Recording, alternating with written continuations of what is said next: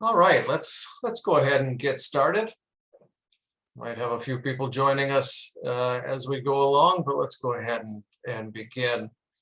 My name is Bill Cavanaugh. I'm the director of the Center for World Catholicism and Intercultural Theology at DePaul University, which is a research center about the global, the Catholic Church in the global South and around the world.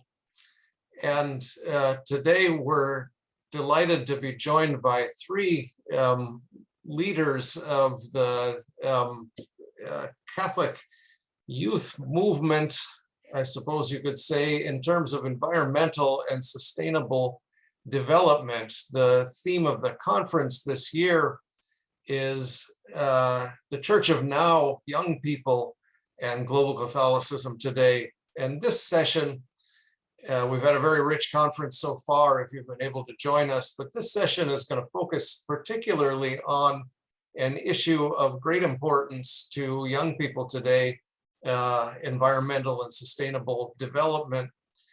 And it's important in two senses. One, of course, is that it's an issue of existential importance to young people today because they are inheriting a world in which environmental catastrophe looms as a possibility, if not a probability.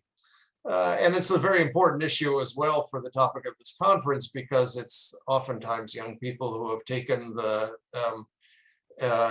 initiative in trying to do something about the problem. So we're going to be looking at that today. We have three distinguished guests, and I will introduce each one of them as it's their turn to speak, but we're going to have each speaker talk for about a half an hour, and then we'll have about a half hour left for conversation, question and answer at the end. There's a Q&A function at the bottom of your screen, and we'd encourage you, as you think of questions, to go ahead and post a question to the Q&A, and then we'll get to as many questions as we can during the Q&A session in the last half hour. So our first speaker today is going to be Marinel Ubaldo, who's joining us from the Philippines. It's 3:30 in the morning for Marinel, but she has graciously offered to stay up all night for this conference. She is a founding member of the Youth Leaders for Environmental Action Federation. She is the Philippines country coordinator of the UN Climate Change Conference of Youth. And she's a tireless advocate for climate justice and the environment. She's a registered social worker. She is active in the Living Laudato Si Philippines movement, as well as the Philippine Focal Point for Climate Science Olympiad. She most recently served as the Philippine Country Coordinator for the UN Climate Change Conference of Youth 16 Glasgow Conference, while leading the implementation of one of the most comprehensive youth gatherings this past year, the local conference of youth. And she's been actively involved in educating communities, especially youth and children, about climate change and the roles that they can take to adapt and mitigate its effect. And she's spoken to world leaders on behalf of the Filipinos in many different venues. And most of all, she aims to empower and build agency among frontline communities around the world so we can have a safer place to live. So without further ado, welcome, Marinel. Take it away. Thank you very much, Bill, and hello, everybody. Good day, good morning for me. So for today, I'll be talking to you about the role of the Catholic youth in environmental justice movement. Basically, I would share to you my personal experience because, as we all know, as youth, we already know what to do. I mean, we know that there is a climate crisis going on. We know that we need to take action, but always the question is, how do we start doing something? Where are we going to start, and when are we going to start? Because these are very simple questions but very difficult to answer, especially if you're just, starting out in this advocacy, in this movement. Sometimes it's really hard to even get an ally or a community that will support the movement.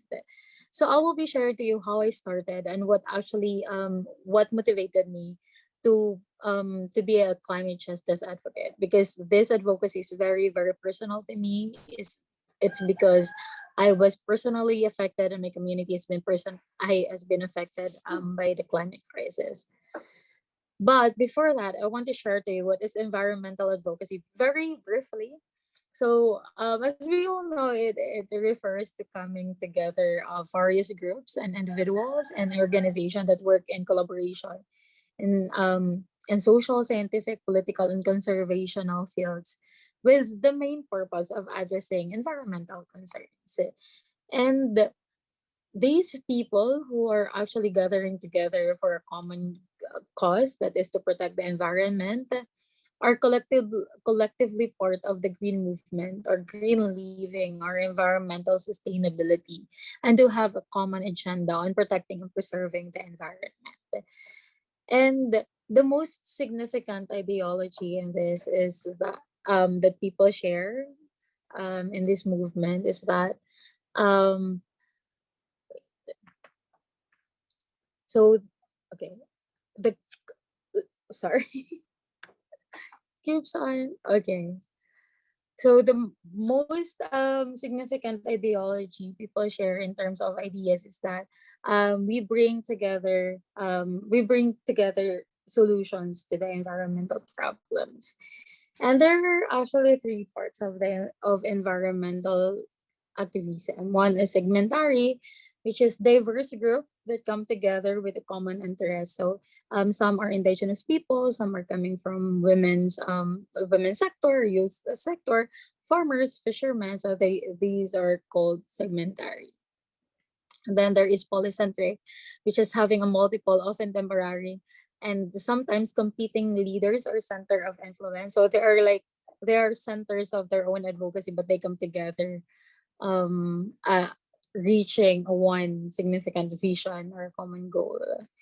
And then networked.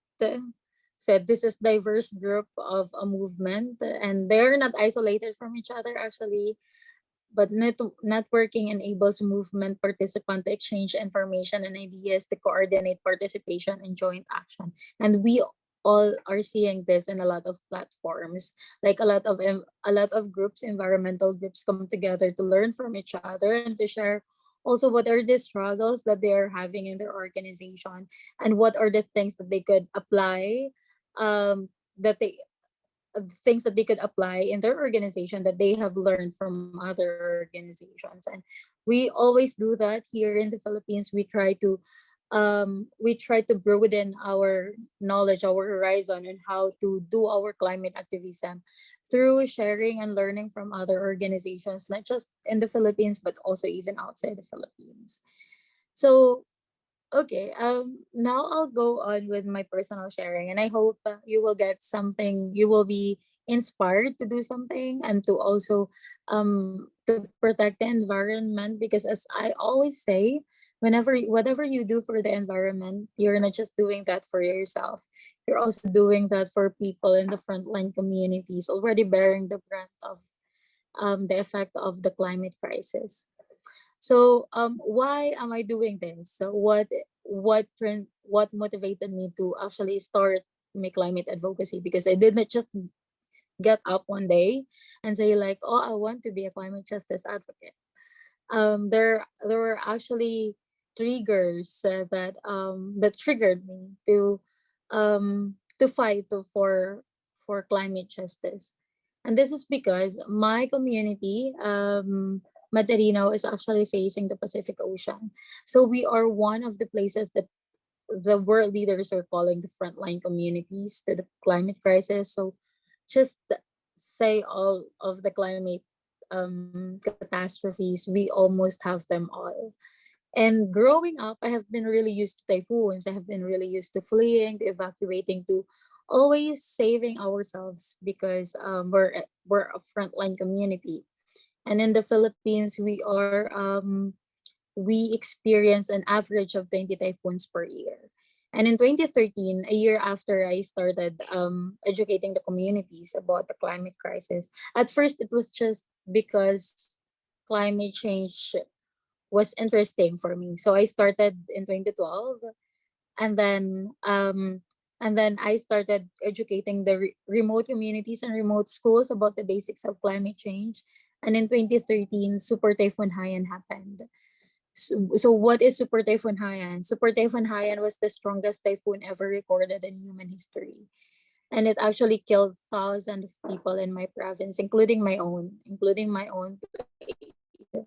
So this is our place, the ground zero of Super Typhoon Haiyan. In 2013, you could imagine how devastated our place was. My family and I were isolated. We were just wet and cold, hungry, and dying for 3 to 5 days because there was no food that was coming in during the time after the typhoon. People thought that we were all dead, and our relatives in Manila and other parts of the Philippines were already offering prayers for us because they thought we're all dead. Especially because a lot of places have washed out, like 100% casualty, and there were even ships who came to the communities. So it killed a lot of people in the coastline. Experiencing this, since I have been used to typhoons, I have been used to experiencing a lot of typhoons in my lifetime already. But Super Typhoon Haiyan was just so immense. It was so monstrous that it wasn't normal for us. It was the strongest typhoon my father ever experienced, even in his lifetime. He's 60 years old. And after the typhoon, basically our place became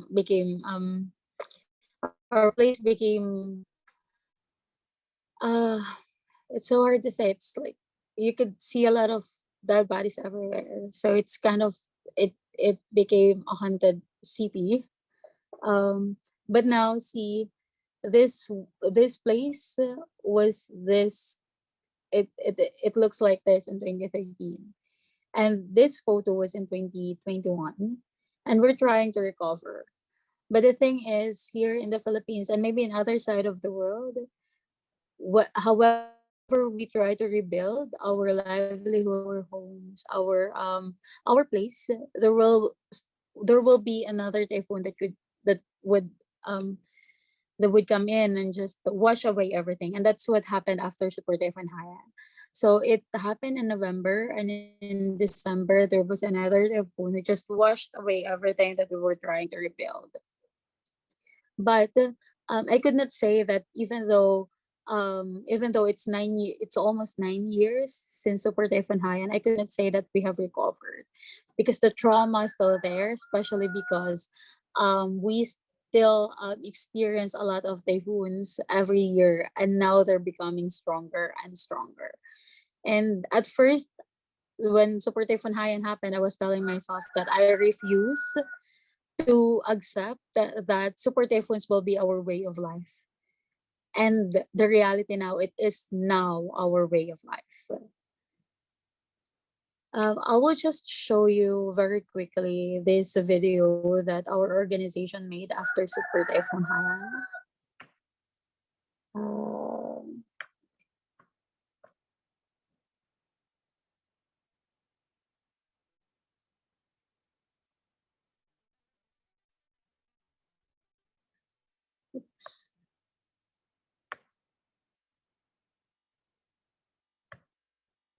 okay. It's not, how do I do this?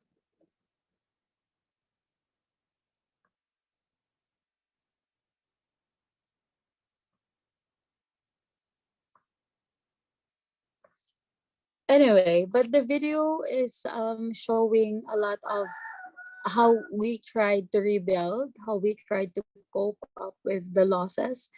and how painful it was that um, after Super Typhoon Haiyan, our leaders, the government, stopped counting when they reached 6,000 casualties. And up until now, there is still 1,600 bodies that are missing 9 years after Super Typhoon Haiyan. And a lot of those bodies are bodies of our loved ones, or bodies of the people that we know. And we couldn't just bear thinking that we were not able to give them justice. And that is the reason why we're fighting for climate justice, because we do not want other more lives to be at risk or be given up because of climate disasters. Mm, Personally, as a survivor of Super Typhoon Haiyan, I find it hard to I find it hard to move forward with my life, thinking that there are people who were not able to survive the typhoon. And so it has become my moral responsibility to fight for the justice that they deserve, and that is climate justice. Okay, okay, and I just want to quickly show you what happened during the pandemic. We all know during pandemic we were just in our houses for 2 years or maybe 1 year. We were trying to avoid contact with other people. Okay, Marlon has the video actually. So yeah, Marlon, please, if you could show the video. Thank you.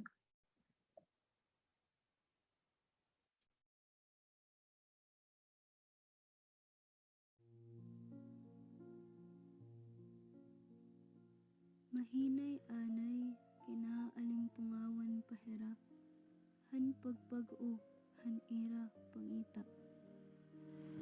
Nanunumbaw nga hugaw, lamaw bato, an ira hadto mga bungto, nangungulimbod an kaugatan han mga puno, nagkapapara an kakalsadahan, nagkatutumba an mga postian suga, kable an kuryente bagat pusod nga waray utta. Nagkarurumok ang mga bongbong tulanin kabablayan, kabarkuhan sumagka hakadalanan, auto, truck, motor na nabong hakasangahan. Nadangas ang kabukiran tapos ang langit naglamrag. Pareho bata nga say pala pagmamata. Naglimpyo ang hangin na dimensyon ang adlaw kalibutan nga tigda hubok. Nangamang hira, pamurutan lawas, kundi inhiragin pambayaan ng tubig nag-ihap. Mahinay, anay, takay nagtiti kadamulat lawas, paglilingi nira nagdagmit na irain ihap. Pis makalanat, dali, dagmit, paspas.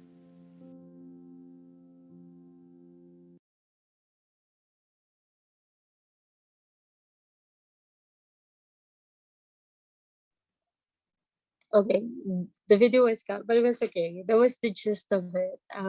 Showing you how it was on that day to live by the Super Typhoon Haiyan. And now I'll be sharing with you some of the things that we did after Super Typhoon Haiyan, because that's, for me, that is the most important thing, how we go forward, how we move forward, even though a lot of struggle came, and there were pandemic, and still there are still a lot of typhoons that came and other climate disasters.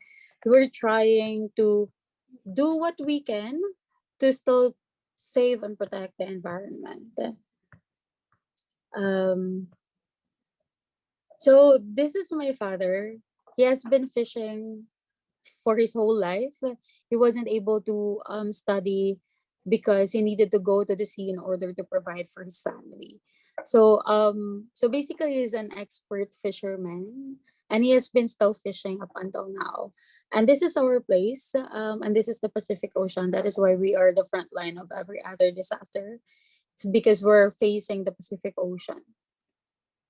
And after Super Typhoon Haiyan, I tried, because I have been already working with remote communities, those communities who don't even have the electricity. So we went there and we just have our flip charts, because we could not use a laptop or a projector to educate them.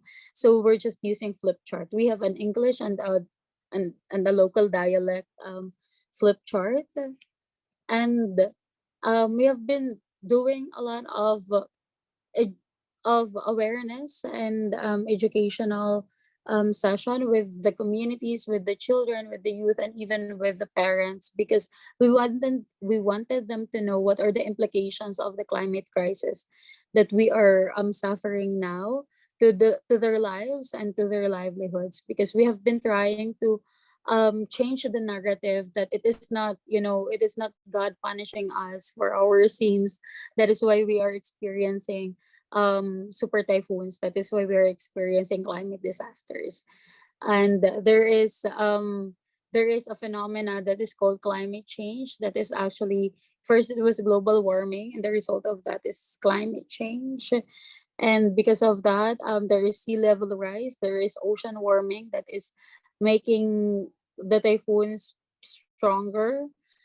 And we want them to know how we could adapt and mitigate the impacts of the climate crisis with the knowledge that they have. Because um, you will be very surprised that if you go down to the communities, there are actually a lot of initiatives that they have already on the ground. It's just that they are not sustainable, because they they do not get any support from the government or even organizations to sustain those initiatives that they have. So what we do is we always try to make sure that we include them in the in the planning process and implementation, and even post implementation of the project that we implement in the communities, because it is them who is, the greatest resource to information. We should not treat the communities as mere beneficiaries, but as partners, as stakeholders who are very important, who they're really important in making the project successful and sustainable. And in 2015, because of the initiatives that we did in the communities, I was invited by the president of COP21 to speak during the opening of COP21 in Paris. If you have heard, COPs, or the Conference of Parties, is the annual World Leaders Conference that is happening in different countries around the world. I mean, different countries every year. And at that time in 2015, it was in Paris. So last year in 2021, it was in Glasgow.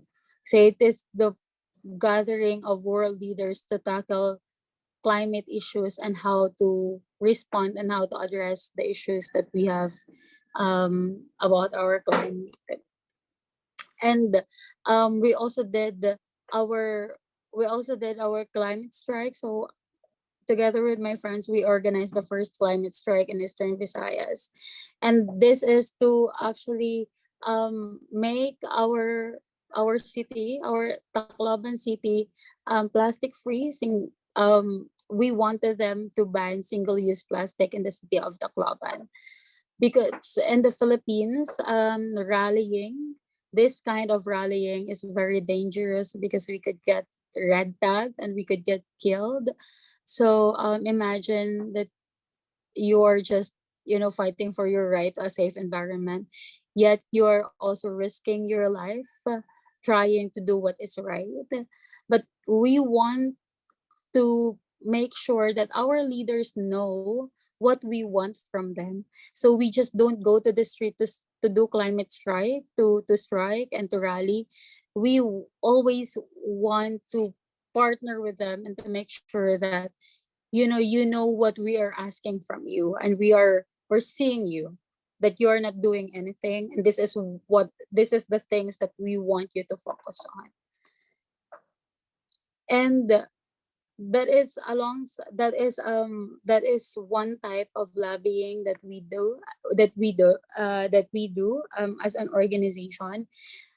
Actually, before the pandemic, we were able to push forward with this petition. So it became a resolution in the government agencies, and then pandemic happened, and they said that they will just try to implement it with government agencies and try to implement it to the public after the pandemic. So it's still a promise, but we're still hoping. And this is so when I became a college student, I wanted to kind of amplify more our actions. Since we have been working with the communities, I started lobbying with the government. I started visiting other universities and other cities to talk about the climate crisis and how we could mitigate and adapt to its effect, because I felt that we need to always try to educate people, because even us who have experienced the super typhoon, we still have the tendency to forget what happened. So it is very important to keep on educating people that, hey, climate crisis is real, and it has been impacting a lot of lives, not just in the Philippines but also in other vulnerable countries around the world, and we have to do something. So in 2015, we actually sent a petition to the Commission on Human Rights in the Philippines to investigate 47 carbon majors for their human rights violations linked to climate impacts. And in 2018, I have served as a community resource speaker, as a community witness during the Climate Week in New York. And this is also a public hearing for that petition. And in 2019, because in that petition,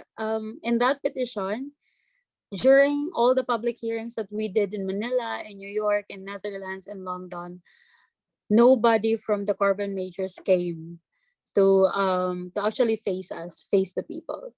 So I went there. I went to their headquarters, and then I did a lone protest in front of the Shell company in Manila, because I wanted them to face the people. I wanted them to have that kind of acknowledgement that, hey, you're fueling climate crisis, and you're actually the reason why our loved ones and our friends have lost their lives.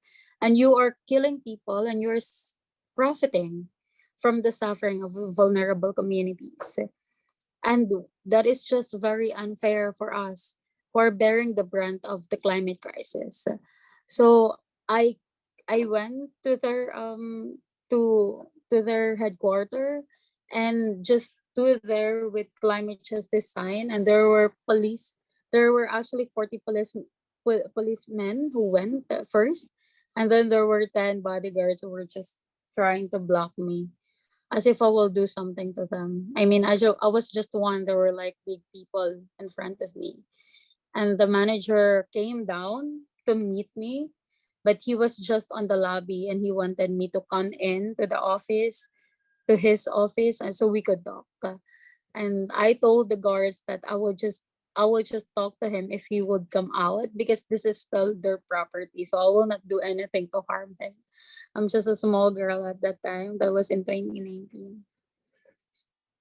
And but alongside with that, I always make sure that we always go back to the communities.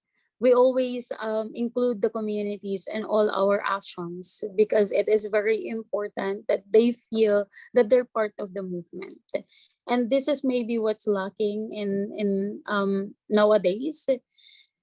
It's the feeling that, I will not do something about the climate crisis because I'm not a climate activist or I'm not an environmentalist. We're trying to exclude ourselves from the action because um, we are very scared to get out of our bubble, of our comfort zone. Where in fact, a lot of people don't have a choice but to get out of their comfort zone because their houses are being destroyed. And it is still a privilege for you to say that you are not yet affected by the climate crisis. But if you will look closer, you will see that even just the sources of your food, the source of the clothes that you're wearing, basically everything that is surrounding you, where is the source of that? And the source of that is already being affected by the climate crisis, or even being threatened by the climate crisis. So we have to do this all together, because if not, then the climate crisis will continue, and it will kill a lot of people in vulnerable communities, not just in the Philippines, but also in other parts of the world.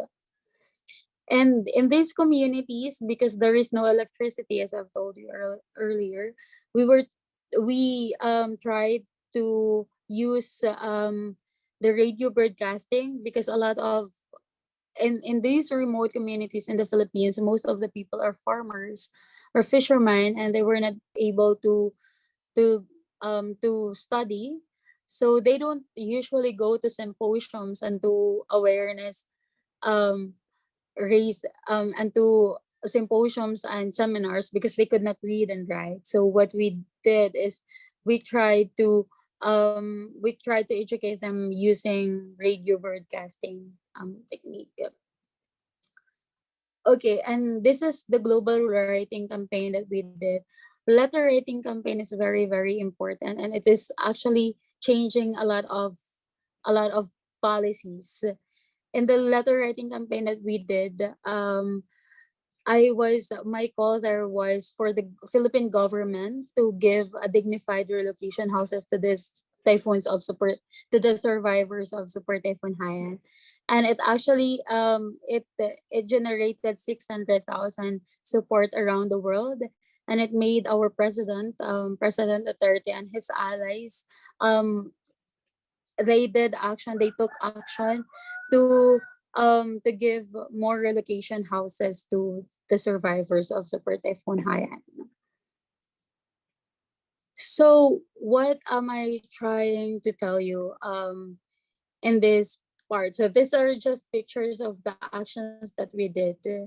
And this is my birthday project in one of the very remote community in the Philippines. They are the biggest nature reserve, but they don't have any electricity. So what we did is we gave them solar panels, and we also did the alcoy, which was actually which was shared earlier.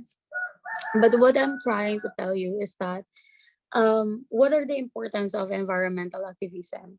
First, it creates environmental sustainability, and it caused a lot of environmental awareness among people. So even those people who don't know about the climate crisis now is becoming aware of the climate crisis, because a lot of people are talking about it, and it is some sort of educating the public also. Next is amendments or creation of laws and legislation, and this is what we are all doing. In our organization, we're trying to lobby. We always lobby with our legislators, because we want that the policies would be amended, so that the laws that we have now will be implemented on the grassroots, and they will not just be on papers. And there's still a lot of things that we have to improve in terms of mitigating and adapting to the climate crisis. And we always have to partner with with government and legislators to make system change, to change the system, basically. And then impact on developers. It has led a lot of developers to carry out their development plans in mind, that they will be faced with legal challenges in case they cause any environmental pollution. And this is very important, to always try to nudge the businesses to always put the environment first, protecting the environment first than profit. And fourth is educating the masses, which is actually same with the first one. And then pushing companies towards green and lean manufacturing. And actually just 2 days ago, while I was traveling going home, the Commission on Human Rights in the Philippines released the final report of the climate change petition that we have submitted in 2015. So the Filipino people just made a historic move. And after 7 years of battling with the big corporations, we have won. And there is now a legal document that says that these corporations, these big corporations, cement and fossil fuel corporations, are responsible for the climate crisis, and they have to pay for it. And this is the first move to getting the justice that we deserve. Of course, our fight for climate justice will not just end there, and we have to move forward.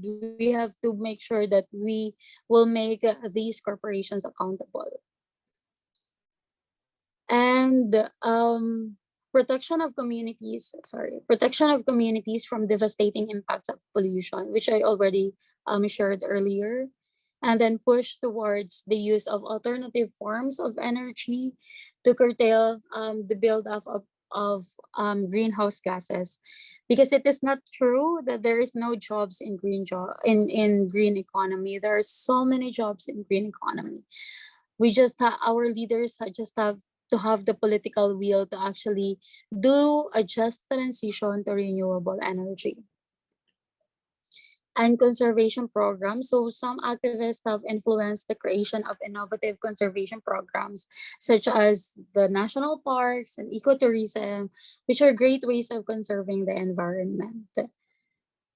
Okay, I actually have video that I was gonna show you about the petition that we have submitted to the Commission on Human Rights, but I think I don't have time now.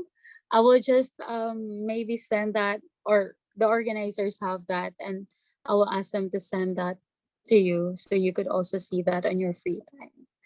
Thank you very much, and I hope I inspired you to do something and to act and to do climate actions in your own way. You don't have to be a climate activist now. You don't need label to do something for the environment, because whatever you do for the environment, it's for our common good, not just for you, but for us too in the frontline communities. Thank you very much and have a great day. Wonderful. Thanks, Marinel. I really appreciated your self-description as just a small girl with a sign. I thought that was really beautiful. You've got 40 people opposing you, but there you are, just a small girl with a sign, and it's a sign that more and more people are heeding, I think. So thanks so much for your work on this. I really appreciate hearing the rooster in the background as well. I think that's a nice touch that kind of brings a little bit of nature live into our presentation. That's really great. One thing I learned from visits to Honduras and elsewhere is that it's a myth that roosters crow at dawn. Roosters, in fact, crow whenever they darn well please, including 3:30 in the morning. So that's fun to hear. Thank you, Marinel. So let's move now. Our next speaker is Prince Papa, the current program coordinator for Africa with the Laudato Si movement. And he also serves as the regional representative for Inclusive Green Economic Network of East Africa, and chairs the board of a movement committed to stopping the development of coal and coal-related industries for a clean and sustainable energy future in Kenya and the region. And coal, with the Ukraine war, has been very much in the headlines these days. And previously, Prince worked with 350.org as the Sub-Saharan field organizer. He has a lot of experience in movement building, coalitions management, as well as offline and online organizing and campaigning. So welcome, Prince. Go ahead and take it away. Thank you so much, Bill, and thank you, Marinel, also for the moving presentation that you've sacrificed your sleep tonight, your time to share with us. And before I start my presentation, I would just like to say that human-induced climate change must be punishable by law. Say this because we know who causes this, we know who finances this kind of catastrophic events that lead to loss of life, damage to property and destruction of normal way of life or the culture of people. So we continue to push from different parts of the world so that we know we'll be able to live in a stable climate. Okay, just sharing my screen, just a minute.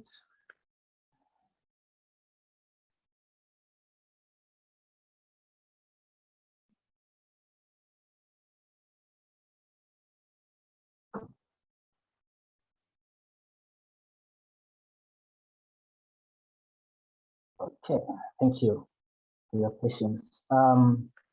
And also, I would like to thank the organizers for this and the DePaul University for giving us the opportunity to speak up and share what's happening from the different parts of the world. Myself being based in Nairobi, Kenya, and working across the continent of Africa. And today I would like to talk about the work of the Catholic youth in response to climate change and development. And I'll give a brief example on the practical work that is being carried out and being led by the Catholic youth. As Bill said, I would like to repeat myself. I work for the Global Catholic Climate Movement, right now called Laudato Si Movement. And Laudato Si is an encyclical written by Pope Francis in 2015 at the advent of the Paris COP15 in Paris. And everyone must remember that the Paris Agreement was really some of the groundbreaking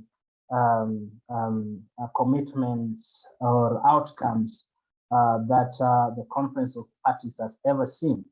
And in Laudato Si, Pope Francis talks about care for our common home and listening to the cry of the poor and also the cry of the earth. What we've seen from the previous presenter is the cry of the earth and that of the poor. And in Laudato Si number 8, Pope Francis says, and I quote, "For human beings to destroy the biological diversity of God's creation, for human beings to degrade the integrity of the earth by causing changes in its climate, by stripping the earth of its natural forests or destroying its wetlands, for human beings to contaminate the earth's waters, its land, its air, and its life, these are sins. For to commit a crime against the natural world is a sin against ourselves and a sin against God." So people from the faith community and as Catholics, Laudato Si talks about a sin. If you know your activities are catapulting or promoting or helping, aiding in addition of CO2 in the atmosphere or destruction of forests, from a faith perspective, this is a sin, and this should be punishable. And as human beings, we should ensure that wherever we are, with the institutions that we work with, or the institutions that are there to work for us, there must be laws that prohibit and that really quantify the amounts or to the extent of what these punishments should be. And Laudato Si movement, our mission is to inspire and mobilize the Catholic community to care for our common home and achieve climate and ecological justice. What we see across the global south, or what we've seen right now from the Philippines, this is something really, really unjust, that most of the people who are impacted most by the impacts of climate change are very innocent people. These are people, if you look at carbon footprint of their nations or their individual life, is very, very minimal to warrant the suffering that we are having. And this is why we, as the Laudato Si movement, say, let's take the goals enshrined in Laudato Si together with the Catholic social teachings to see how we can care for our common home.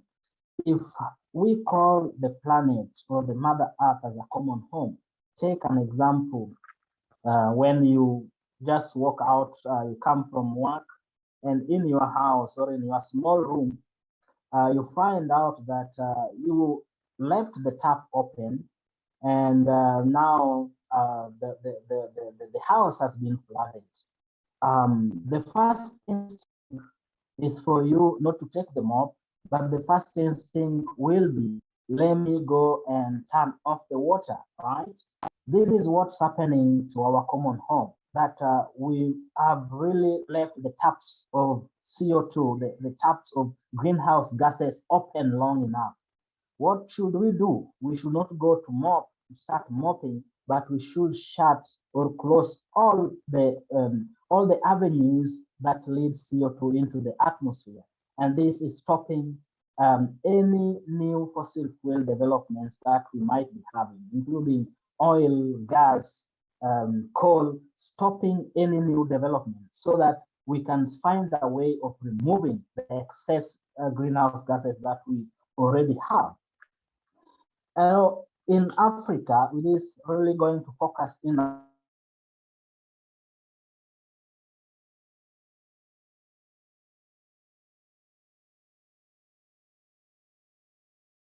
and according to a Pew Research Center, we have around in every 5 persons, one is a Catholic. This is a big number. Remembering building a movement, right? Building a movement to stop mega or the oil giants or the coal or the fossil fuel giants requires having as many people as possible. And this is a massive number. If each and every person will take a responsibility, will take a little thing towards taking or caring for creation and listening to the cry of the poor. The cry of the poor here being that the few rich people, they have the resources that can help them to mitigate or live better as compared to the poor marginalized communities. And this number is said is going to increase by 2050. Almost 2 to 3 persons out of 5 in Africa will be a Catholic. So as Laudato Si movement, we want to reach this number. If we reach maybe half by 2050, the better. And everyone must understand that living side by side, living side by co-human beings or other creation is a call that we have to partake while we are still here. If you are looking at the map of Africa, Africa is really not a country, but a big continent. And the area circled red, this is the part of East Africa that I would like to focus on. And myself, I'm based in Nairobi, Kenya there, and there is a project called the Proposed East African Crude Oil Pipeline. This project is going to come from Uganda. You can see within the circle, the red circle, you can see Uganda, you can see Tanzania. So, so it's going to come from Uganda, the yellow country, to Tanzania, the purple one, up through the Indian Ocean. Indian Ocean is where you see Zanzibar, Dar es Salaam. And this oil pipeline is going to be 1,445 kilometers long, and it's going to be heated to a degree of 50 degrees centigrade to enable this dirty oil flow for export. And this is the route that the oil pipeline is going to take. You can see it's going to start from around a lake called Lake Albert, and it's going to go through Tanzania around Lake Victoria, and it's going straight to the port of Tanga in the Indian Ocean. And all this area where it's going to pass, these are wetland places. Lake Victoria is a source of one of the longest rivers in the world called River Nile. River Nile provides water to millions of people across Africa. It starts from Lake Victoria to the Red Sea, going, passing several countries. But should this oil spill in Lake Victoria, we're going to have massive disaster along all its tributaries. So, and River Nile being one of them. Now, as Catholics, we've seen that 1 out of 5 people in Africa is a Catholic. We are trying to reach these people so that they know the impacts that this project will have. And first, the impact that is going to have is that in Uganda, around Lake Albert, this is where we have the extension of the Congo Basin. Right, the Congo Basin is like the Amazon of Africa. There is some people call it the second lung of the world, the Congo Basin. And this extraction is going to extend inside this forest. And also in around Hoima, this is where we have very rare animals, the Wambaya chimpanzees, very rare in the world. And this destruction is going to interfere with the life here. Now, why we as people were saying that, remember the story I said that if you come from work, you find that there is a tap running, do not run for the mop. Just go and shut down that water first. And why we want to do this is that science is very clear on what causes climate change. We might be looking at several, like a few weeks ago, there was the flooding in South Africa, killing over 400 people. We can see examples from Typhoon Haiyan, killing thousands of people, destroying property. This is the flood in the house. So what do? We have to stop all new fossil fuel developments that we might have. And of course, people might think that, oh, if in the Philippines, there are places without electricity, why don't we just rely on the use of coal or something like that? But we have alternatives that are already there. We have really natural, like God-given alternatives like solar energy, right? We have alternatives like wind energy. We have alternatives like hydro. So these are things that we have, and right now we have got that technology has really gone cheaper as compared to the times when we say the US was developing, right? US, the West being some of the countries that continue to pour massive amounts of CO2 into the atmosphere. And these are the things that we need to stop, either still funding or financing overseas fossil fuel developments. Now, this project is going to impact on people.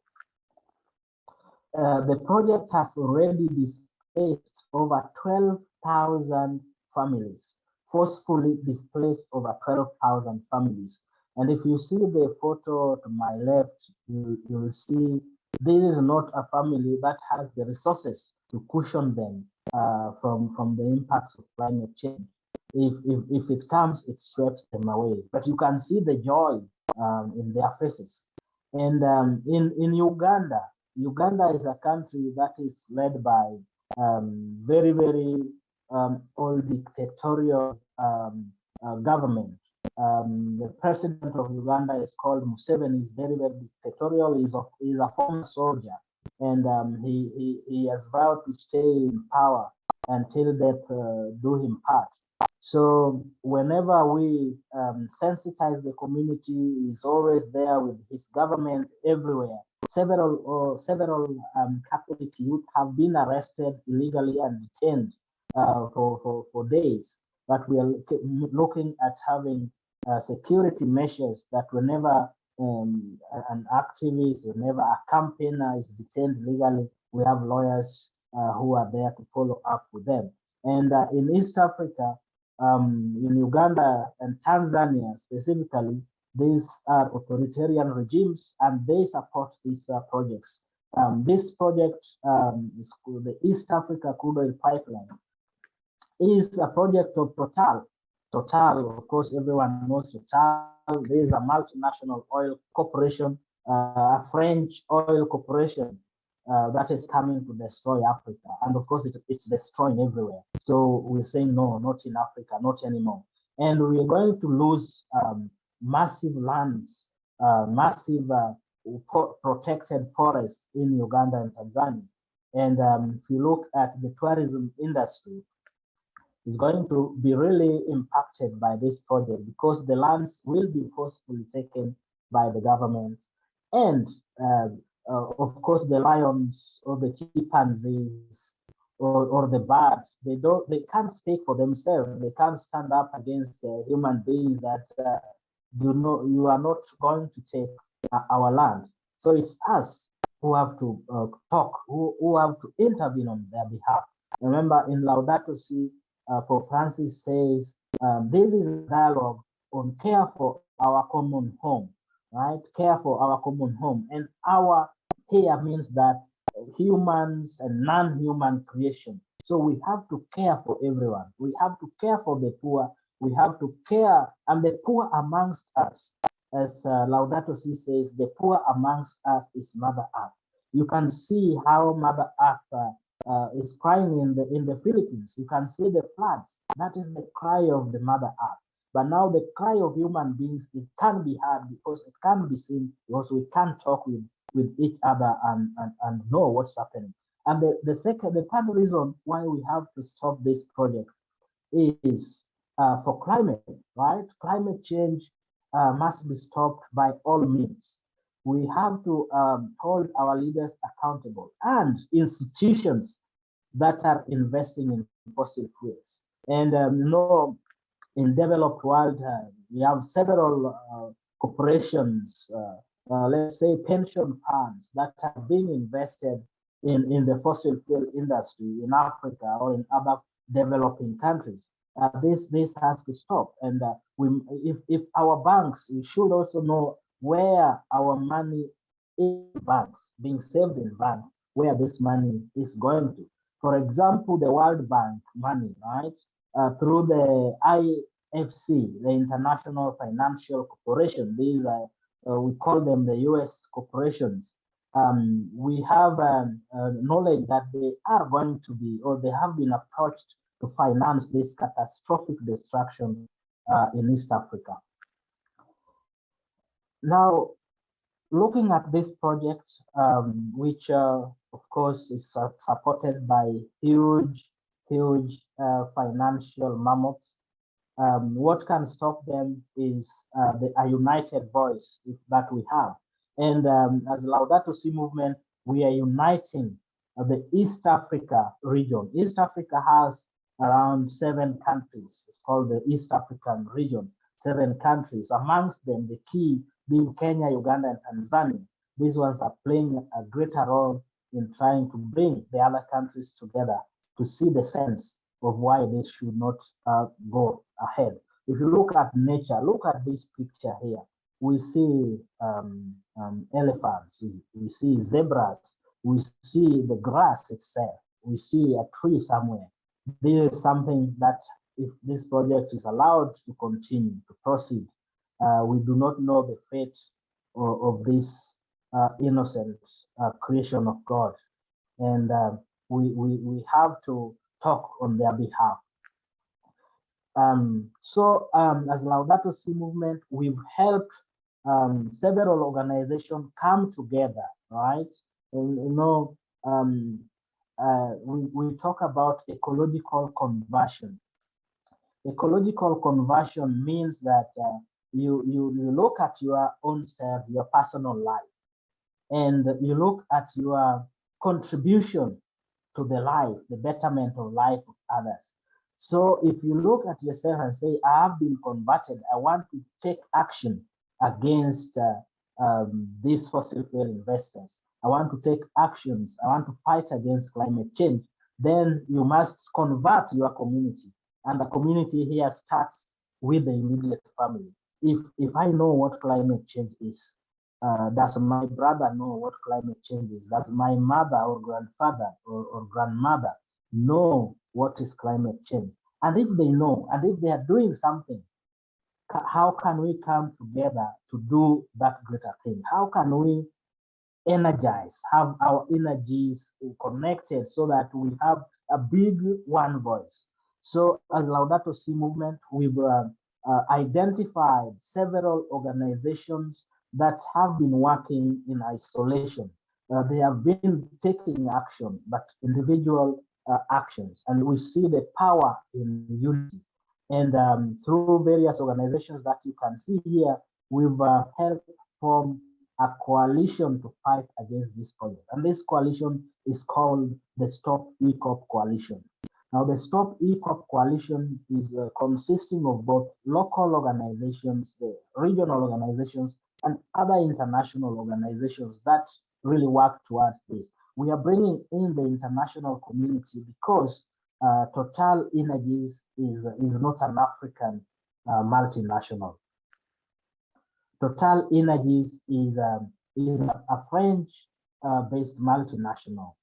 And we have financial institutions also coming out of Africa to support this, to finance this destruction. We are bringing people from the United States, from Europe, everywhere that we see the loophole that there are stronger corporations that will finance this, so that we stop the financing of this money. Stop EACOP is now consisting of over 60 institutions taking action together. And this unity is what we need. This unity is what we need here in Africa, and globally, this is what we need to counter the financial strength of the fossil fuel industry. Next is that within the church itself, right? Within the church, we continue working with priests. You know, in Africa, religion is really growing fast, and in churches is where you meet the majority of people converging every Sunday. And I'm also going to church in my parish. I think we are around the parishioners around 5,000 to 7,000. So if the priests can reach this number of people on a particular Sunday, this becomes an easier avenue for us to pass the information, because the mainstream media, this is a media that is in bed with the financial institutions interested in fossil fuel investment, and they are controlled by the state. So sometimes it takes lots of lobbying for mainstream media to get your information out. But if you can have priests or pastors that are already converted, already having that ecological conversion journey, then you'll be able to pass your message fully. And just looking at last year, toward the end of last year, several Catholic institutions committed to divest, remove their money from any fossil fuel institutions that we have. So sometimes we organize the protests across the East African countries, in Uganda, in Tanzania, in Kenya. And the one great initiative that we have right now is the use of digital technology, where we go on Twitter. We organize a group of 50 people in Uganda, a group of 50 people in Tanzania, a group of 50 people in Kenya, to go online and target the presidents of these three countries: the President Museveni of Uganda, the President Samia Suluhu of Tanzania, and the President of Kenya, Uhuru Kenyatta, because these are great decision makers, and they should know that we are really serious in terms of climate. That the youth are really serious. They need that future to be protected. This, of course, if you come from countries with low or poor democratic space, we expect that some of you will spend some nights in police custody. You might spend several weeks on and off police, but of course, you know, they won't place any charges against you if you have the backing of the lawyers that we have. Now, next, I would like to share since we started this campaign, what are some of the successes that we've seen? You know, campaigning against the fossil fuel industry is not an easy thing. These are people who have money, and they can decide to make you disappear or one of you disappear. And this is why we brought a coalition to voice our concerns. And some of the successes and tactics that we've been using, we are writing letters and asking for meetings with insurance companies. This project will cost close to $5 billion US, close to $5 billion US for its completion. And the funny thing is that Uganda will only get 15% of the profits of the share. Uganda has only 15% of the share. Tanzania has only 15% of the share. And Total, this foreign company, has the rest of it, has 60%. Then some Chinese companies also have like a 10% stake in this. So this is like a road deal being shoved to, I don't know, to the Ugandans and Tanzania that we cannot agree. So some of the successes that we've seen is that we've seen major insurance companies, after repeated sending emails to them, writing strong letters to them, and also asking for meeting with their CEOs. We've seen several insurance companies and banks, all right, multilateral development banks, and also local banks coming back to us and saying, after hearing your side, we are not going to finance this. And in April, just last month, on 11th, Alliance, which is one of the greatest banks in the world, insurance companies in the world, they came out clean and said we will not be supporting this project. And Munich Re also was approached to support this project, but after great lobbying and meetings and letters, they also came out clearly and said we are not going to support this project. And through this project, we are every Monday we are making noise online. Sometimes it's good to make noise because the African leadership really what they listen to is the noise of the people. Sometimes we take different to ensure that we are heard, but sometimes we go to the streets, and you can see on the left we have three Ugandan leaders, youth. I know Vanessa Nakate is known. Different regions. Vanessa Nakate is greeting Pope Francis. This tour we organized that we wanted also the head of the Catholic Church to be aware of this project. And through our lobbying, Total CEOs went to Vatican. They wanted to tell the Vatican that the Catholics in Africa are making a lot of noise, and they are making us lose. They are making us lose business. So we also had to organize another meeting and go to Vatican to deliver our message of why we do not want this project. And of course, Pope Francis, being the author of Laudato Si, knows that no new fossil fuel is needed anywhere in the world, right? So Pope Francis showed the support, and the Vatican is already supporting these fights. And this is just one of the fights that the Catholics are leading across Africa. And elsewhere also, Laudato Si movement being global is everywhere, but this is focusing into how the Catholics are going to live. And you can see the youth are also having that meeting with Pope Francis. And us in the ground, us in the communities, us in the parishes that we lead, we also continue with this dialogue that Pope Francis talks about on Laudato Si.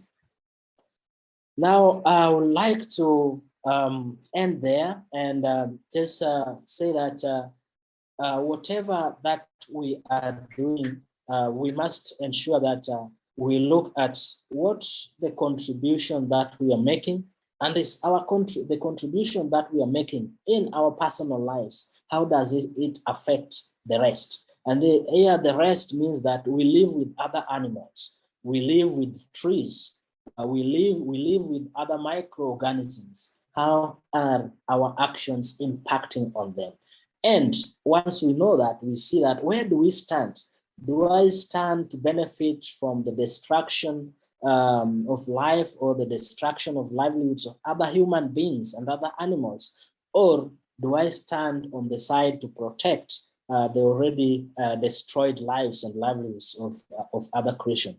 And I call upon each person of us that we have to really look at this and reunite. The most affected are the poor in the global south.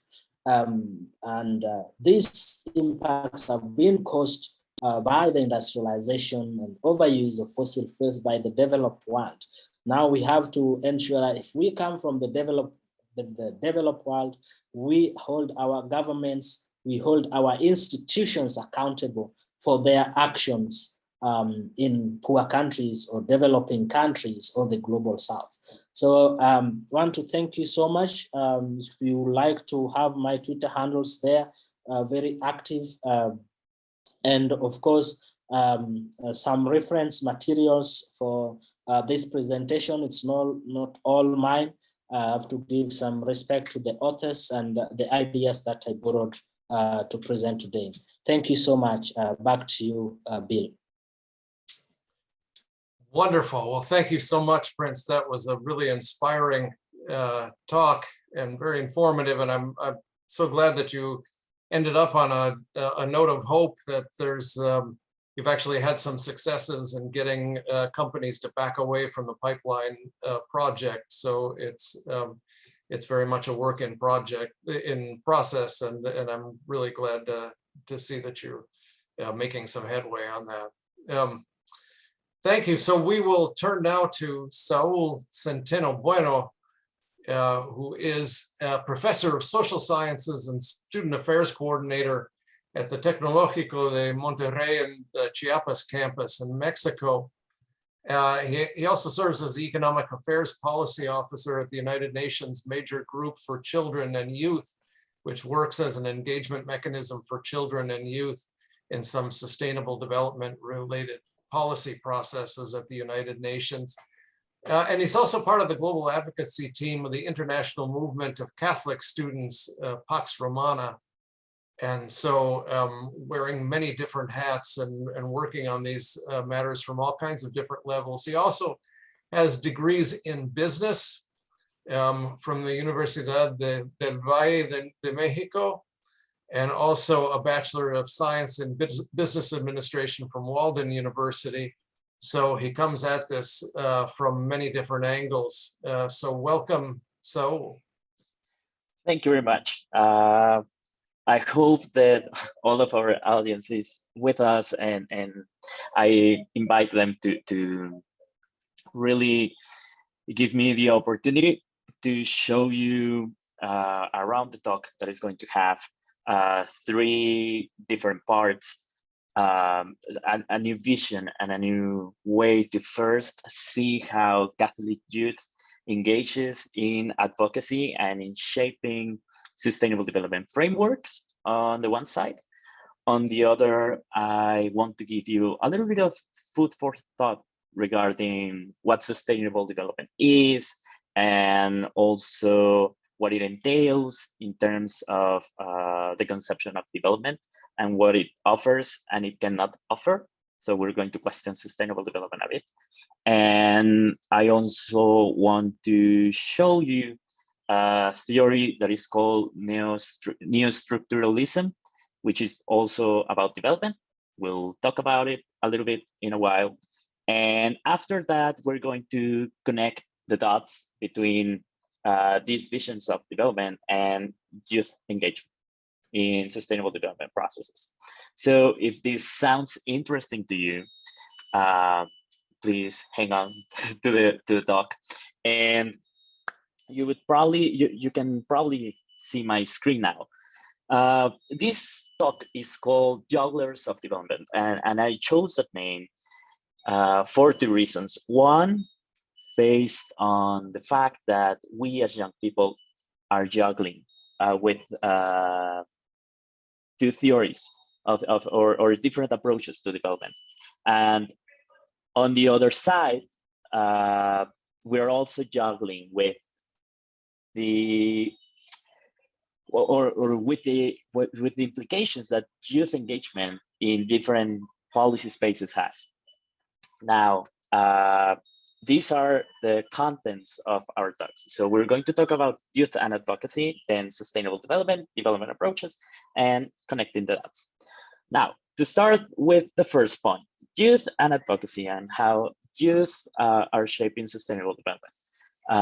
Probably one of the speakers has given us a light, Marlon, on how important it is not only to engage on the field level, but also to question the political aspects and the structural aspects and dimensions of sustainable development and environment.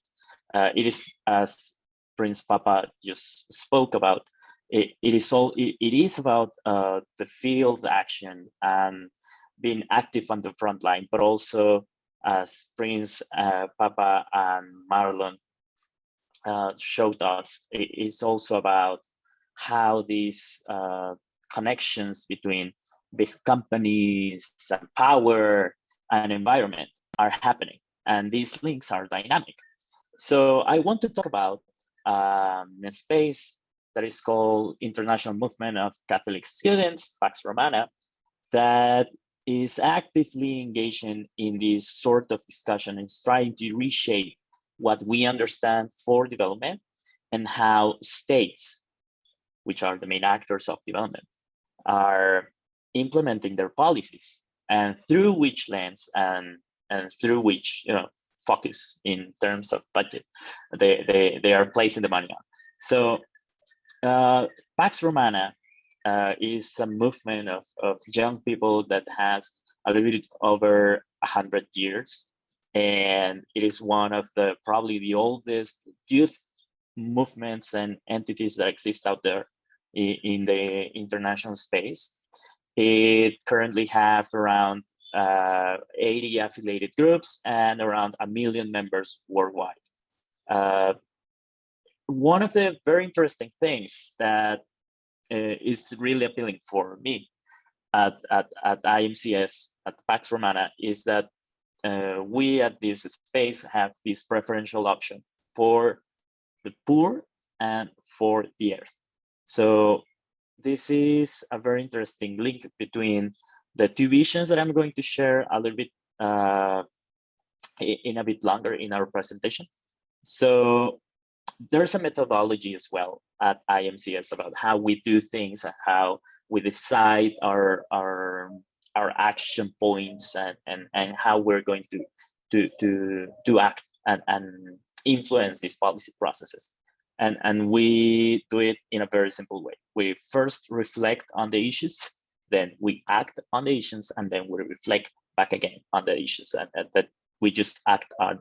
And this is very important because we usually, what we usually do, for example, me before joining IMCS was just reflecting and then acting, and then I would probably skip the part in which I had to had a reflection process and then to have the feedback because there wasn't enough time to reflect on what my activism looked like at the beginning.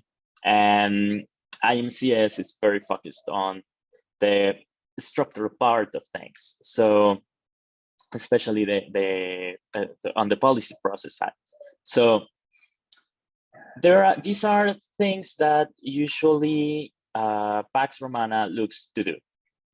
It has a mission, and of course, as the name says, it is a movement of Catholic students. So we try to evangelize student circles and spaces through very simple youth dynamics, by talking, by setting up, the spaces to have debates and discussions and to reflect on faith and so on. Then we also have a space for mission on the mission that it's about faith, and we try to live faith by action. And this is very important in the policy aspect, because it is not only about influencing processes, but also bringing the experiences of those on the front communities, of those people in the front line, in the academic spaces, generating the information, to actually, one, engage, to try to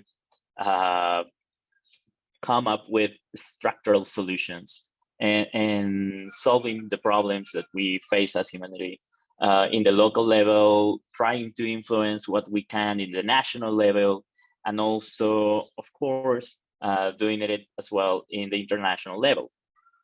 The thing is that structural solutions take time, and especially if you're trying to influence at the international level, and then to transfer it to the national and then to the local level. So it is probably the most effective way to make things change, but it is also the one way that takes the longest time.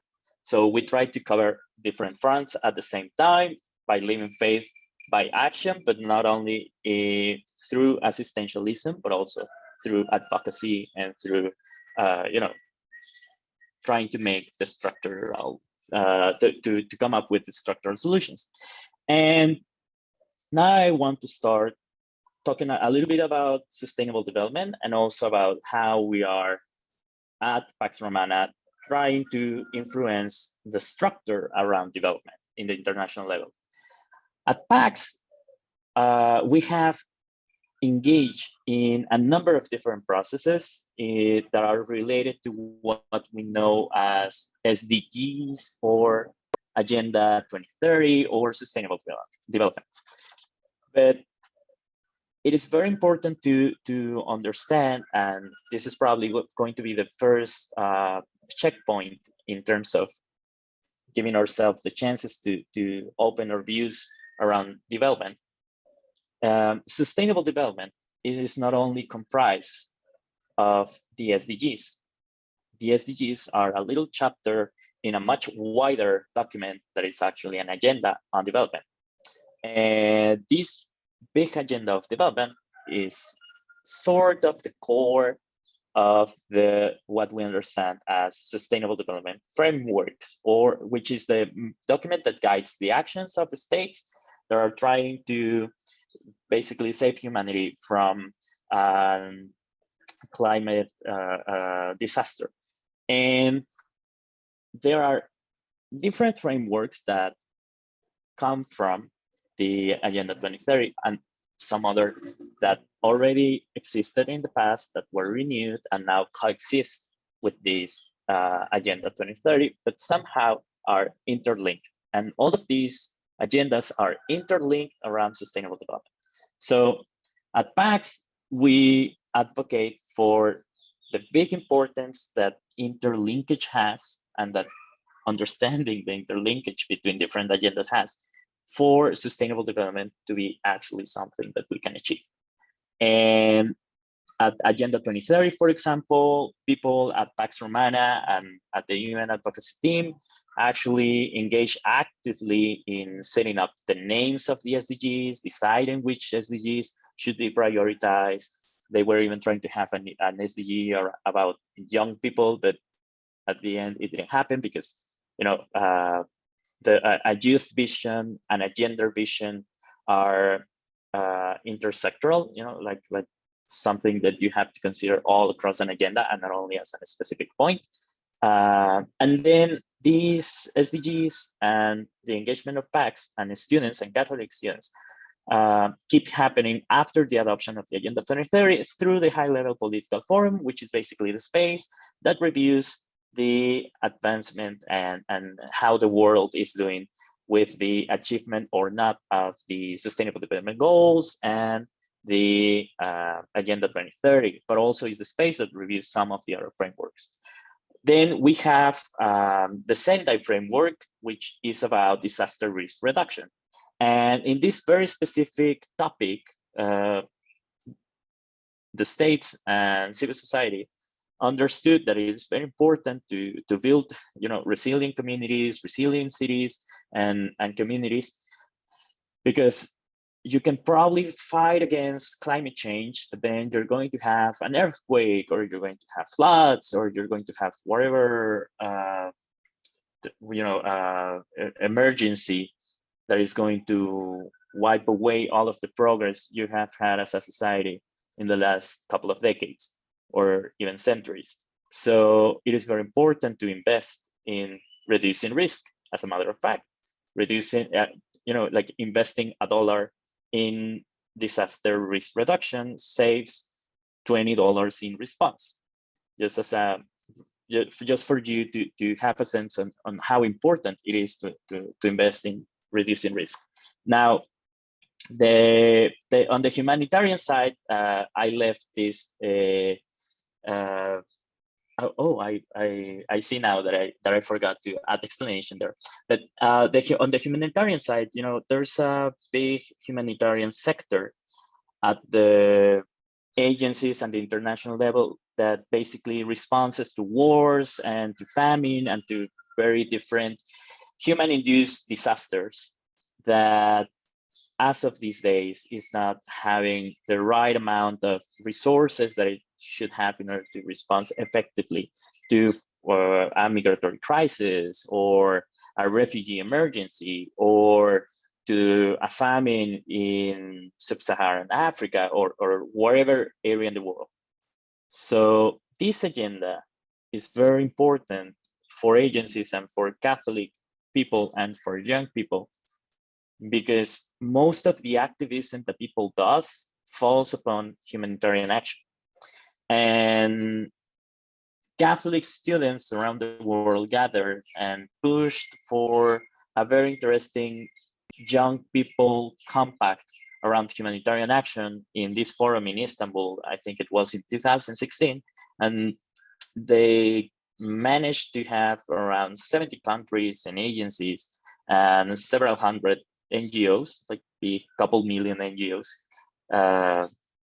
in terms of budget, to commit to these actions that were trying to guarantee the security of the people that engages in conflict areas for one side, but also in some areas with a fragile context. So on the other side, we have another agenda that is about cities and how humans, develop or face the issues around urbanization in the last 7 decades. And it is called the New Urban Agenda. The process was Habitat 3. And this also was a space in which Catholic students had a lot to say, and they came with an agenda that is called Quito Youth Commitments, in which basically young people around the world and entities and agencies and member states committed to build safer cities and safer communities and resilient and budget-wise planned cities and urbanization processes. So on the other side, and as the last policy framework around sustainable development I want to highlight is an agenda called Financing for Development. All of the rights that people have around the globe cost money. Your access to education costs money, the access to health in countries where the state is the one that covers surgeries and medicines and all the stuff costs money. So the big question here is who's supposed to finance all of these rights, all of the SDGs, the access to education, the investment in safer cities, in resilient communities, the process of cleaning the waters, saving the environment. So this is a very technical agenda that is also a political statement that unfortunately is not having the attention it should be having, because this is the agenda in which we say how are we how we are going to finance all of what sustainable development entails. Now, I want to show you one thing that is a phrase that it's one I really like a lot when we have, and I use it a lot when we have our advocacy trainings. And this is a question I want to tell you, to make to you, and I want to ask you to reflect on what happens when you're not on the table. In terms of policy and politics and development, policy processes, if you're not on the table, then you're on the menu. And being on the table supposes a number of challenges, specifically to young people, beyond their Catholic or Muslims or not exactly depending on their religion, but just on young people, just to see it. We've come across stories, we've lived these stories as well, in which advocacy for young people is hard because basically young people are studying and they don't probably have enough money to take a flight to New York from Africa or from Southeast Asia, and then influence the policy processes they're supposed to be influencing to come about structural change back in their communities. So these imposes challenges as well and makes people and young people very vulnerable, even when they make it to these processes. And we've seen headers in the news, for example, in which diplomats of different countries, of different agencies, have sexual abused or violated or like raped young people in these spaces. So advocating for this, processes and agendas, and advocating for the environment also has implications in the personal level. So it's very hard to actually make it to those chairs and tables in which there are diplomats and people trying to decide the future of the world, and then you have young people probably sacrificing a course or two in college, trying to actually have to maintain a world they can live in the next decades. So these are some examples of engagement. I wanted to add those picks because they are very representative of how the job at the policy processes at the UN look like in terms of sustainable development. And these are not the most fun pictures. There's a lot of talking, a lot of writing, and there are some empty seats. I also wanted to portray that this is how these spaces really look like. Although there are very important, these are very important processes. Sometimes those seats are empty. Sometimes people is not really paying attention, and it's young people, who's really trying to make the technical point on why the policies should be working in a way or another. But now, and talking about why things should work in a way or another, I really want to make a pause here and question and to give us the opportunity to question ourselves.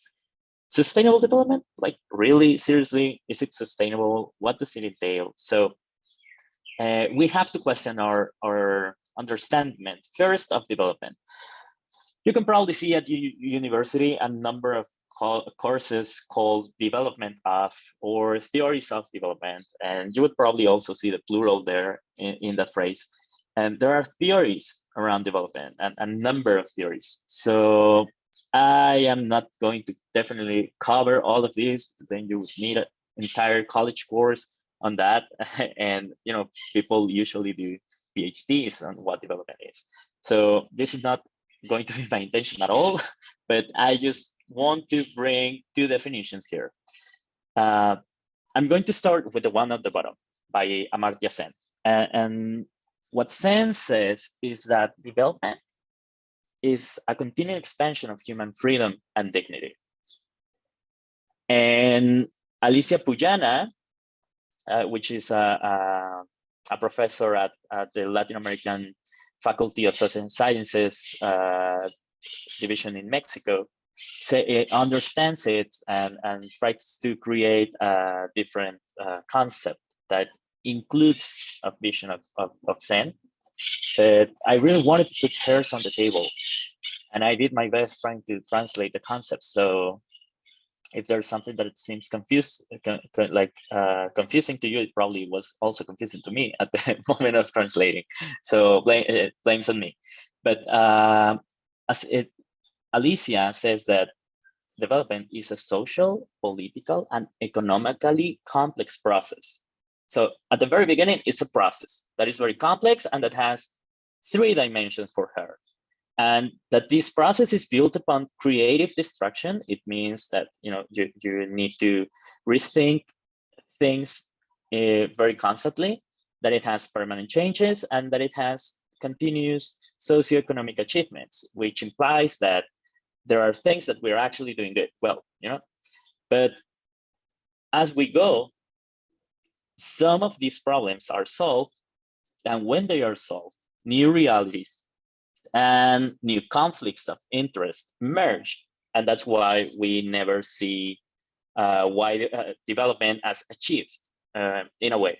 So Diana Tusi, it's a professor at Flaxo in Buenos Aires, which is the Latin American Faculty of Social Sciences.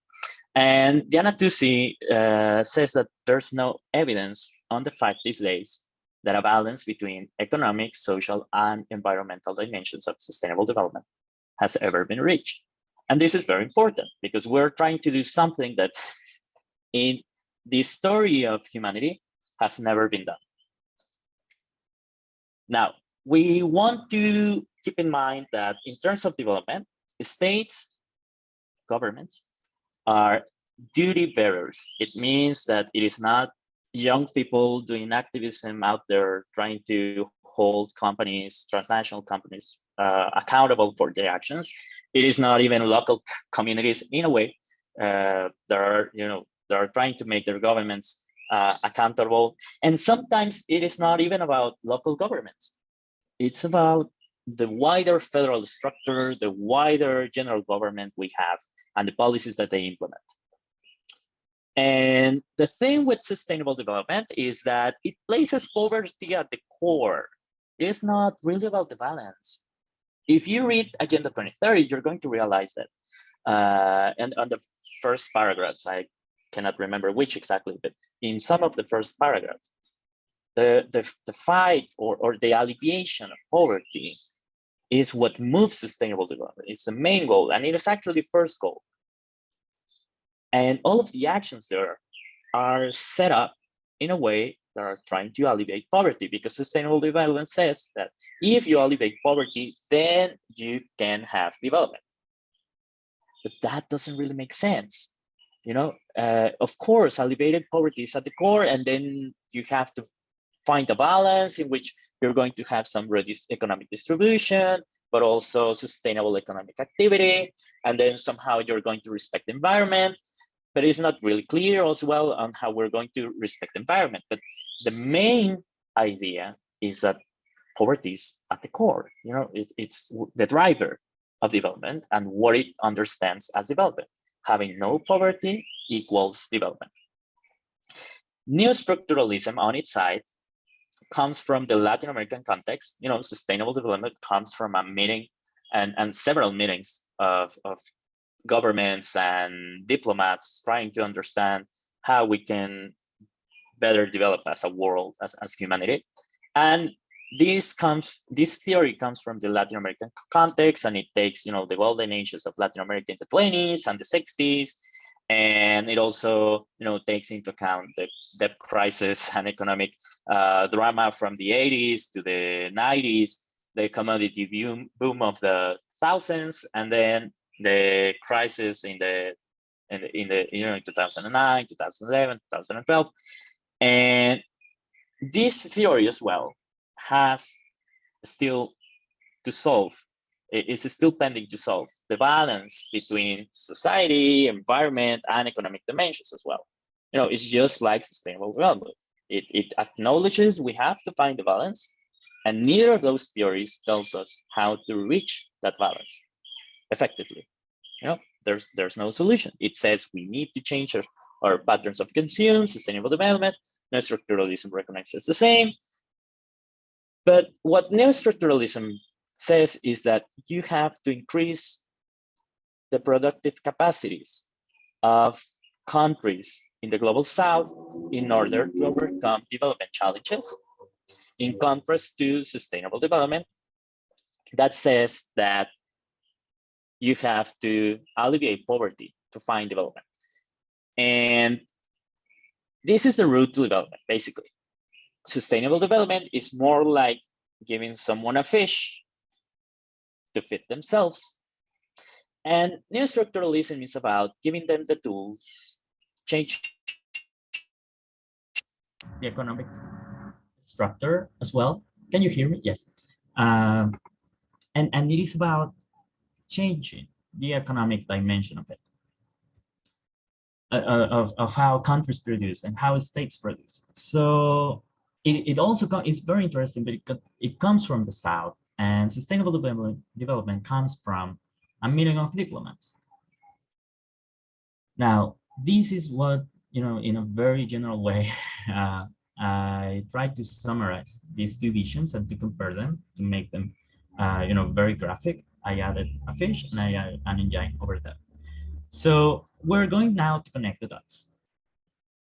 So we have young people doing advocacy that are showing that they are capable of shaping sustainable development frameworks. We have local activists that are, adopting Agenda 2030 and SDGs and, all of the sustainability speech. Then we have a reflection. What sustainable development and neo-structuralism propose? Poverty alleviation leads to development versus increasing production capacities to reach development. Basically, empowering people and empowering states on the South. And then we have the climate emergency.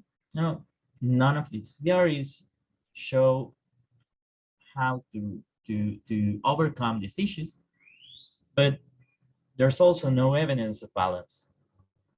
So the question here is, if we, our young people, are advocating and are doing actions in the field, are having like this, attending these meetings, running these protests and risking our lives there, wouldn't we want to reflect a little bit on what we are asking for? And what we are asking our governments to place their budget on, because at the very end, governments are these duty bearers. So this is a reflection I really wanted to make with you. And I wanted to show that, of course, young people is the present and future, this speech that is very popular there. But what I am trying to invite you to do is to actually question a little bit. Is this poverty alleviation speech making me sense on reaching development and like expanding liberties? And it's going to be ironically sustainable if we don't give states the capabilities, the capacities, the structures to maintain them like underway, because we know that this access to rights and achieving the SDGs costs money, and we know now that money is one of the key obstacles that is refraining us from achieving sustainable development or whatever other theory where we are advocating to, because there's no money for it. Or does giving people and giving countries the capacities to work for themselves and to pay for themselves and finding a balance in between makes more sense to me. So I just wanted to show a little bit of this reflection with you. I excuse myself for the little tendency on these last 2 minutes, but I want to conclude by saying that young people today, as I said at the beginning, are juggling between inclusion agendas, because youth, when we talk about youth in policy spaces and in whatever space, usually tends to become a sort of include me, or let's be included, or we run speeches on how we're not included. So we juggle inclusion agendas, we juggle between development approaches, because there's people that speaks of neo-structuralism, there's people that speaks a lot of sustainable development, there's people that speaks about different development theories. And we all juggle as well engagement opportunities, because we have a forum to attend, or a meeting to assist, or different policy process over here and there. But it's not only about capacities and engagement, it is about questioning as well, and reshaping the development we are advocating for to have effective multidimensional results in the local level, in the field. So this is our reflection as well. And this talk to you was one, trying to show you what amazing young people is doing at the UN level, reshaping these frameworks, but also reflecting on should we, take things just because they come from the UN and a meeting of diplomats, or should we reflect on different visions and theories that are also existing and coming from the global South, and what we can do about it. So this was pretty much it. Thank you. Those are my tags on Twitter and Instagram if you're interested in following. And I just have to make as well the note on saying that this beautiful presentation was provided by some internet website over there. So thank you very much for holding on with me. Great, thank you, Saúl. Very interesting. You've helped us kind of step back to the theoretical level and think more about what kind of theories underlie our activism on these questions. We've got about 12 minutes left. Marinel has unfortunately had to leave us. So Prince and Saúl, if you would go ahead and turn your cameras on and your microphones on, we'd have a few questions here and only about 11 minutes left to answer them. But there's a question from Jean-Paul here who's asking a question. He first makes a statement, while 2030 is not legally binding, while the regional international human rights conventions and covenants are, in fact, binding instruments of international law. How do you, as those living with the consequences of apathy, forgive us for such indifference by the older generation? And he adds, this isn't a fluffy question. How does such apathy undermine cross-generational conversations and trust? So how do you do this across generations to bring the two generations together? Any thoughts? Thank you. I'll go then. I think Saúl will come in with the Agenda 2030. But this is an approach. I don't know if Jean is, I'll just give a faith-based approach to this. That in Laudato Si encyclical, there is that sin of indifference, right, that is mentioned. And this is really impacting a lot on both of us. The indifference actually, if it's amongst the youth, it's inherited from the older generation.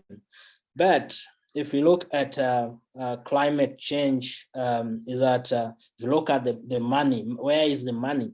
The money is with the older generation. The youth has not yet accumulated that money to finance the destruction. So the older generation has to look at, where do I invest my money?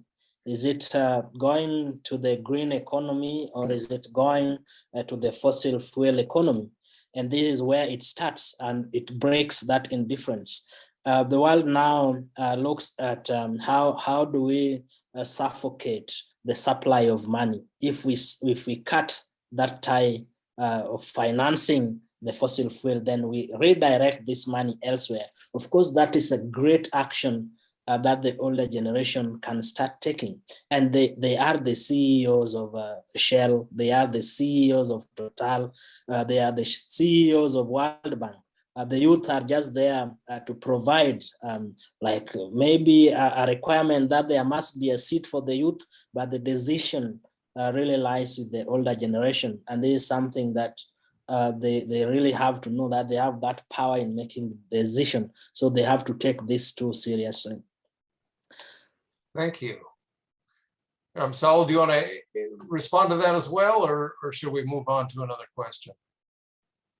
Probably you should move on to have enough time to answer all the questions. Okay.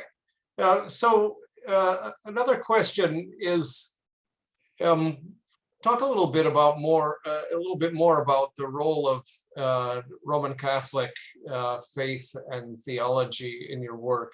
Does Catholic theology have any resources to offer this fight against climate change? What sort of use do you make of the actual kind of theological moves in the papal encyclical Laudato Si?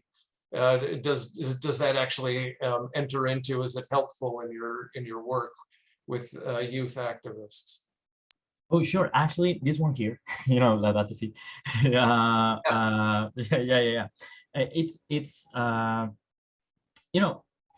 it's a very interesting critique from the political economy aspect.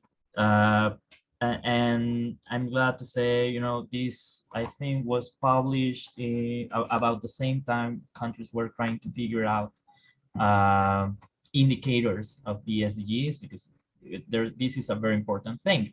First came the 2030 agenda, and then the indicators were created, most of the indicators. So there were two different processes happening. One, the political aspect of the Agenda 2030, and then how we were supposed to measure the progress.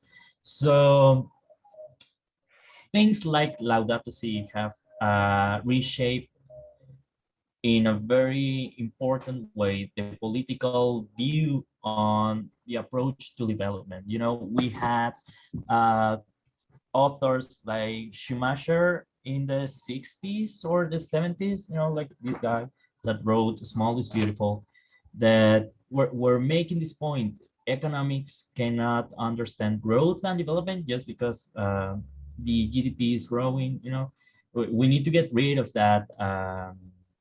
This guy was saying that we needed to get rid of that perspective. So a figure like the Pope writing about inclusive ecology, and writing about different approaches to development, and questioning the economic growth approach, and questioning the technocracy paradigm that the world has, was certainly a big resource for people in the UN trying to reshape the indicators in the sustainable development process.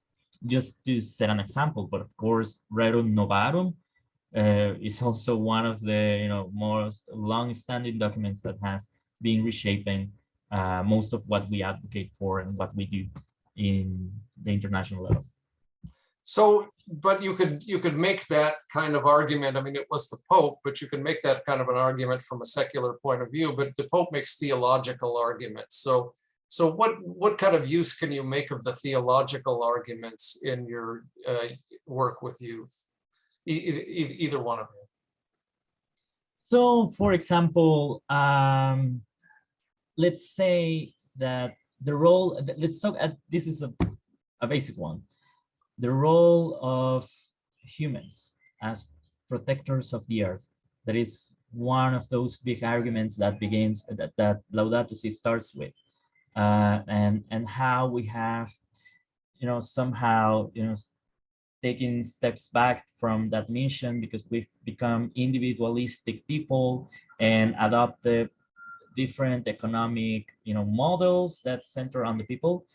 And we can also say that reshaping and retaking that responsibility back, as given by God, implies reshaping our economies, reshaping our relationships, not only with ecology and with the environment, but also between people, because you cannot have a healthy relationship with environment if you're not having healthy relationship with the people that cohabitate these spaces with you. So that would be one very basic one, the role of humans in the earth as earth guardians. Yeah. Well, maybe I'll just launch one more question out there, and either one of you can respond. A lot of this kind of work on climate is grim, and it's about kind of startling people or trying to startle people with grim predictions of what's coming or what's already here in terms of destruction. And the question then would be, do you find a role for joy and humor and fun in motivating people, especially youth, to get involved in this kind of work? How do you avoid just doom and gloom, and how do you bring an element of joy into this work?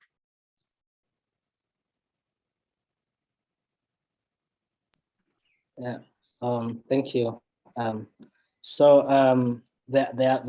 is hope.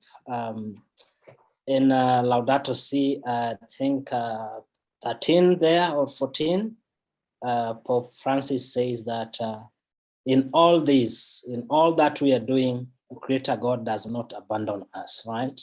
So whatever we are doing, faced with any challenge, our hope as Catholics is that we know there is someone already watching us, and we know that we are doing what is right for us.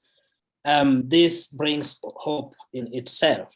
And it says that the challenge that we are having to protect a common home, or the concerns of people showing indifference, humanity is still a family that needs to work together. And it talks about the sustainable development. In trying to find it, Laudato Si recognizes that there is that challenge already.